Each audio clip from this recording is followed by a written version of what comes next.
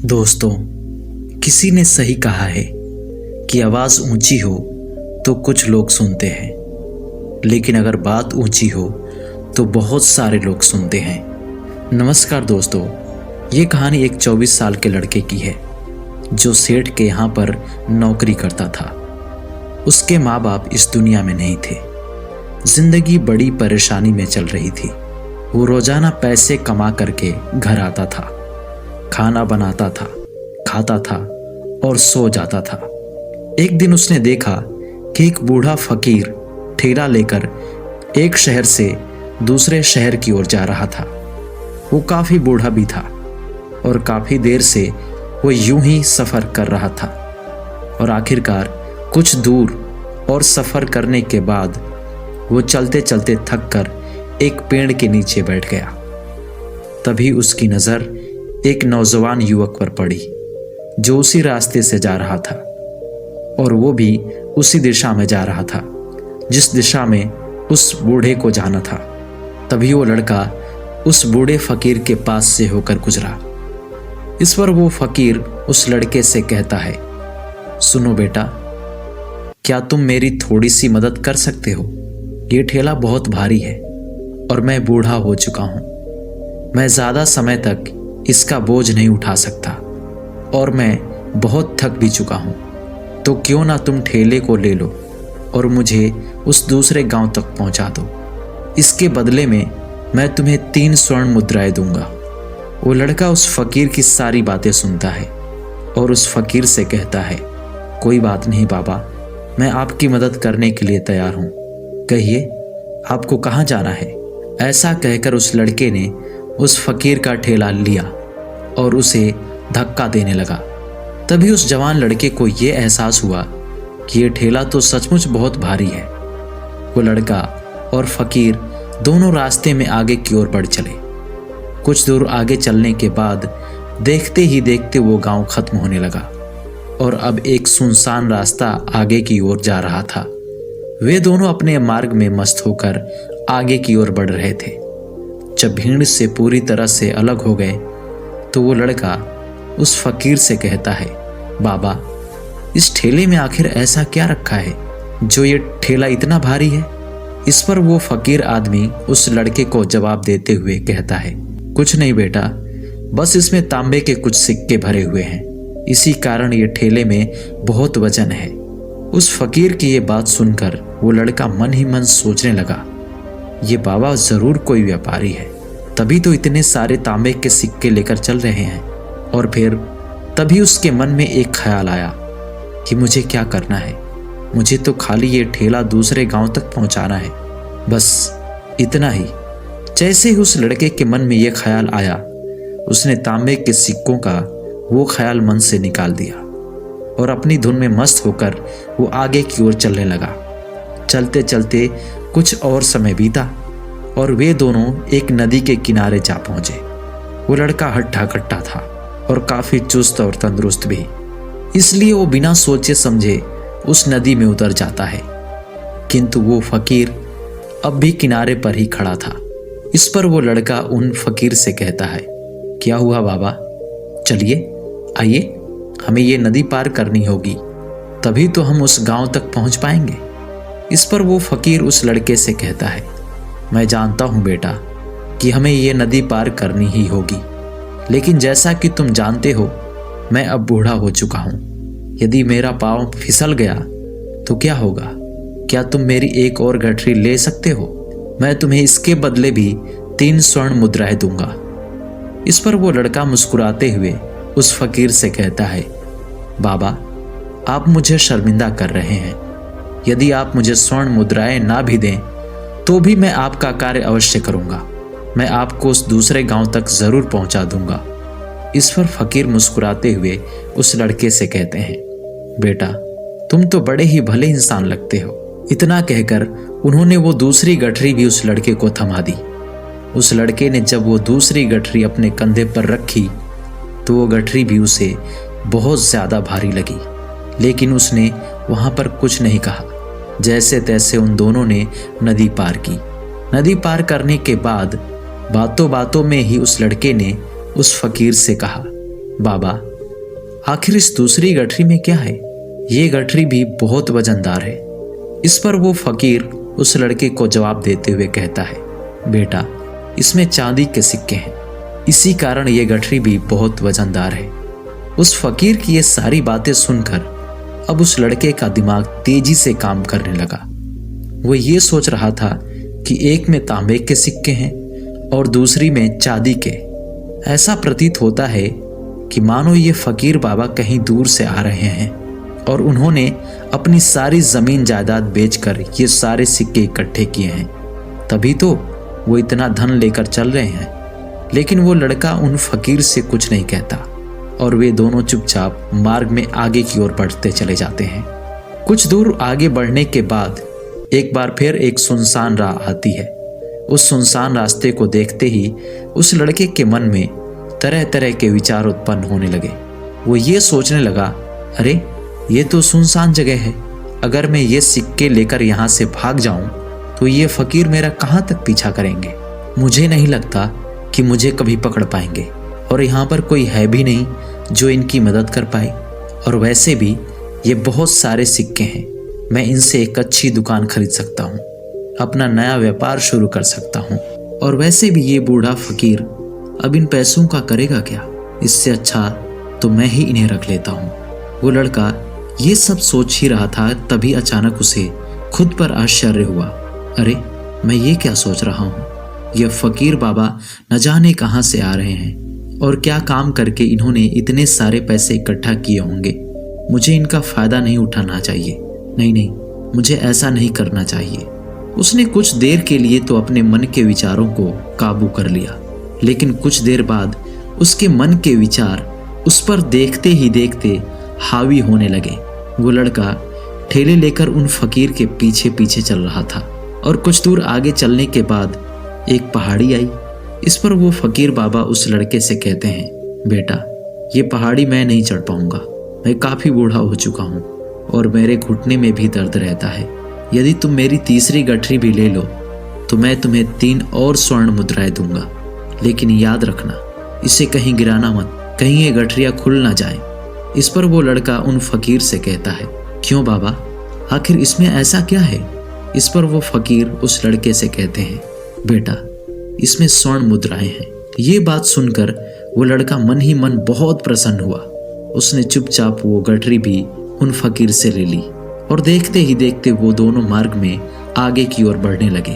अब वो फकीर बिना कोई वजन लिए हुए आराम से पहाड़ की चढ़ाई पर चढ़ रहे थे, किंतु वो नौजवान लड़का जो पीछे था वजन के कारण बहुत धीरे धीरे चल पा रहा था।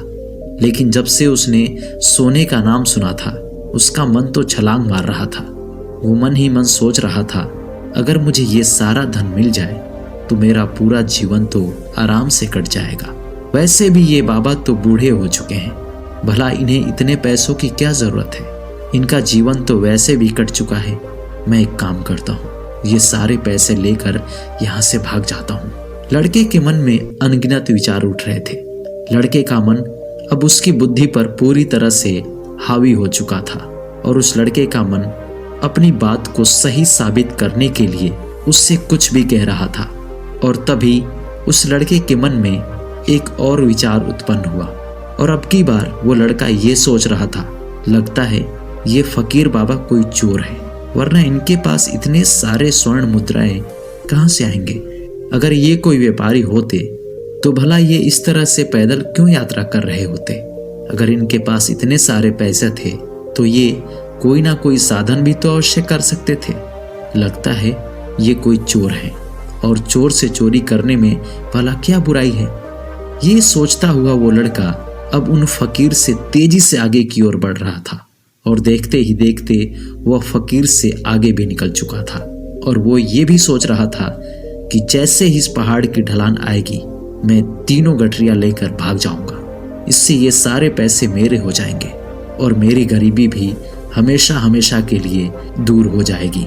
मैं जो चाहूंगा मैं वो कर पाऊंगा, मेरे पास बहुत सारा धन होगा। और देखते देखते वो दोनों पहाड़ की ओर चोटी पर पहुंच गए और अब ढलान का रास्ता शुरू होने वाला था। तभी वो लड़का उन फकीर से नजरें बचाकर वो तीनों गठरियां लेकर भागता हुआ आगे बढ़ गया। अब उसे अपना शरीर बहुत हल्का महसूस हो रहा था, मानो उसे उन तीनों गठरियों का वजन तक ना मालूम पड़ रहा हो। काफी दूर दौड़ते दौड़ते किसी तरह से वो अपने आप को बचाते बचाते अपने घर पहुंचा। उसके खुशी का कोई ठिकाना नहीं था। उसने सोचा, क्यों ना मैं जल्दी जल्दी इन गठरियों में से सारे पैसे निकाल लूं। ये सोचकर जब उसने गठरियां खोली तो पहली गठरी में उसे लोहे के जंग लगे हुए सिक्के मिले। ये देखकर उसे यकीन नहीं हुआ। इस पर उसने फटाफट दूसरी गठरी भी खोल डाली। उसमें भी उसे लोहे के जंग लगे हुए सिक्के ही मिले। ये सब देखकर वो लड़का बहुत हैरान था। आखिर ये सब क्या हो रहा था? उस फकीर ने तो मुझसे कुछ और कहा था। अब उसने वो सोने वाली गठरी खोली और उसमें भी लोहे के जंग लगे हुए सिक्के ही निकले। ये देखकर वो लड़का बहुत क्रोधित हुआ। उसने सोचा, उस फकीर ने मुझसे झूठ क्यों कहा? उन्होंने मुझसे ऐसा क्यों कहा कि एक में तांबे के सिक्के हैं, दूसरी में चांदी के और तीसरी में स्वर्ण के। वो ये सब सोच ही रहा था कि तभी उसकी नजर उस थैले में पड़े एक पत्र पर पड़ी। उसने वो पत्र उठाया। ये पूरा नाटक ईमानदार व्यक्ति की खोज करने के लिए रचा गया है और मैं इस राज्य का राजा हूँ। मेरी कोई संतान नहीं है और इसीलिए मैंने ये षड्यंत्र रचा है ताकि मैं अपने राज्य में किसी एक ऐसे ईमानदार व्यक्ति की खोज कर सकूं जो मेरे बाद इस राज्य का राजा बन सके और इस राज्य को संभाल सके। और इस राज्य का भार वही संभाल सकता है जो पूरी तरह से ईमानदार हो, जिसके मन में किसी प्रकार का कोई लालच ना हो। इतना पढ़ते ही वो लड़का जोर जोर से चिल्लाने लगा। वो सर पकड़कर बैठ गया। वो ये जानता था कि यदि वो अपने मन के विचारों पर काबू कर लेता तो उसका जीवन संवर सकता था, लेकिन वो अपने मन के विचारों पर काबू नहीं कर पाया। दोस्तों, महात्मा बुद्ध कहते हैं कि मन ही सब कुछ है। आप जो सोचते हैं वही बनते हैं। इसलिए आपका सबसे बड़ा दुश्मन भी आपको उतना नुकसान नहीं पहुंचा सकता जितना कि आपके मन के ये अनियंत्रित विचार पहुंचा सकते हैं। महात्मा बुद्ध कहते हैं, अपने भीतर ध्यान से देखो। हमारे भीतर जो विचार चल रहे हैं वही विचार शब्द बनते हैं और शब्द कर्म के रूप में प्रकट होते हैं। बार बार दोहराने पर कर्म वर्ताव में बदलता है और धीरे धीरे समय के साथ वर्ताव चरित्र में परिवर्तित हो जाता है और यही चरित्र हमारे भाग्य का निर्माण भी करता है। इसलिए हमें हमेशा अपने विचारों के प्रति सजग होना बहुत आवश्यक है। हमें जागरूक होना बहुत आवश्यक है। हमें ये जानना जरूरी है कि हमारे मन में किस प्रकार के विचार आ रहे हैं। हमें ये जानना जरूरी है कि हमारे मन में किस प्रकार के विचार आ रहे हैं। आगे महात्मा बुद्ध कहते हैं कि कमजोरी हमेशा छोटे विचार से शुरू होती है। ये एक बीज के रूप में होती है और यदि इस बीज को नष्ट किया ना जाए तो ये छोटा सा विचार बहुत जल्द ही एक विशाल वृक्ष का रूप ले लेता है और हमारी बुद्धि की सोचने और समझने की क्षमता को पूरी तरह से नष्ट कर देता है। जिस प्रकार आपने इस कहानी में देखा कि किस प्रकार उस जवान लड़के का मन उस पर हावी हो चुका था और उसकी सही और गलत सोचने की क्षमता पूरी तरह से नष्ट हो चुकी थी, जिस कारण वो ये समझ नहीं पाया कि उसे क्या करना चाहिए और उसके लालच ने उसके भीतर इतनी ऊर्जा भर दी कि वो तीनों गठरियां उठाकर इतनी तेजी से वहां से आगे भी बढ़ गया। इसीलिए जब आपके मन में पहली बार कोई गलत विचार उत्पन्न हो तभी उसे जड़ से उखाड़ देना चाहिए, अन्यथा वो विशाल वृक्ष का रूप लेगा और आपको किसी ना किसी गलत राह पर धकेल ही देगा। आप चाहकर भी उसे रोक नहीं पाएंगे। लेकिन आपके मन में ये प्रश्न उठ रहा होगा कि हम भला अपने मन के विचारों को कैसे नियंत्रित करें। हमारा मन तो इतना चंचल है, वो इतना शक्तिशाली है कि वो हम पर हावी हो ही जाता है। हम चाहकर भी उस पर नियंत्रण नहीं कर पाते। इसके जवाब में महात्मा बुद्ध हमें दो बातें समझाते हैं। पहली बात, सही इरादा विकसित करो। कई बार आपने देखा होगा कि आपके मन में कुछ और होता है किंतु आप कहते कुछ और हैं, क्योंकि आपके मन के भीतर जो कुछ बसा है वही आपके मुख से बाहर भी निकल रहा है। लेकिन जब हमसे वो गलती हो जाती है तो उसके बाद हमारा और फिर हमारा मन दुखी हो जाता है, हमारा मन अफसोस से भर जाता है। और इस भारीपन और दुख से बचने के लिए महात्मा बुद्ध हमें सही इरादा विकसित करने के लिए कहते हैं। इसके लिए जब भी आप कोई कार्य करने जा रहे हो तो सबसे पहले आपको ये खुद से पूछना चाहिए कि जो कुछ भी मैं करने जा रहा हूँ इसके पीछे मेरा इरादा क्या है। क्या मैं दूसरों को दुख पहुँचाना चाहता हूँ, या दूसरों को नीचा दिखाने जा रहा हूँ, या मुझे खुद को ऊपर उठाना है। खुद से सवाल कीजिए, खुद को जागृत कीजिए। जब आप इरादों के प्रति सचेत होने लगेंगे, जब आप विचारों के प्रति सजग होने लगेंगे, तभी आपके भीतर सकारात्मक ऊर्जा का प्रवाह होगा। तभी आप सकारात्मक इरादों से जुड़ने लगेंगे और आपके मन के भीतर बसी हुई वो नकारात्मक ऊर्जा और नकारात्मक इरादे दिन ब दिन कम होने लगेंगे। परंतु याद रहे, आपको ये हर रोज करना होगा और आपको ये हमेशा ध्यान रखना होगा कि आपको केवल अच्छा सोचना है। आपके इरादे हमेशा अच्छे होने चाहिए, तभी आप दुख और तकलीफों से बच सकते हैं। अन्यथा आप इसी तरह से दुख और तकलीफों में घिरे ही रहेंगे और आप कभी इससे निकल नहीं पाएंगे। दूसरी बात, मन के प्रति सजगता विकसित करो, जिससे आपका मन देखते देखते शांत होगा और आपके मन के भीतर बसी हुई वो नकारात्मक ऊर्जा, नकारात्मक विचार खत्म होने लगेंगे और आप शांति की ओर आगे बढ़ेंगे। और आपको इसके लिए बस इतना ही करना है कि इस पल में जो कुछ भी हो रहा है आपकी आंखों के सामने, आपके भीतर जो कुछ भी जैसा भी चल रहा है, बस उसे देखते रहना है। अपने मन के अच्छे बुरे विचार, अपनी भावनाओं और अपनी यादों पर बिना प्रतिक्रिया दिए उन्हें केवल देखते रहना है, जिससे आपके मन के सारे विचार देखते ही देखते खत्म होने लगेंगे। आपका मन खाली होने लगेगा और आप नकारात्मक विचारों से बच सकते हैं और आप इन दुख और तकलीफों से भी दूर रह सकते हैं। इसीलिए महात्मा बुद्ध कहते हैं, जो स्वयं को देखता है वही सबसे बड़ा तपस्वी है। अर्थात जो अपने मन में चल रहे उन विचारों को बिना प्रतिक्रिया दिए हुए केवल देखता है और उन पर कोई भी प्रतिक्रिया नहीं करता, बस उन्हें देखता और समझता है। वास्तविकता में वही मन पर नियंत्रण भी कर सकता है और वही अपना जीवन सुखी और खुशहाली तौर पर जी सकता है। इसलिए यदि आप भी अपने जीवन को सुखी और खुशहाल बनाना चाहते हैं, आपको सबसे पहले अपने मन को नियंत्रित करना होगा, अपने मन को खाली करना ही होगा, अपने मन के विचारों के प्रति आपको सजग होना ही होगा। दोस्तों, मैं उम्मीद करता हूँ कि इस वीडियो से आपने बहुत कुछ सीखा होगा। अगर आपने कुछ भी सीखा है तो वीडियो को लाइक करें, शेयर करें और आप चैनल पर नए हैं तो सब्सक्राइब करना ना भूलें। बहुत बहुत धन्यवाद।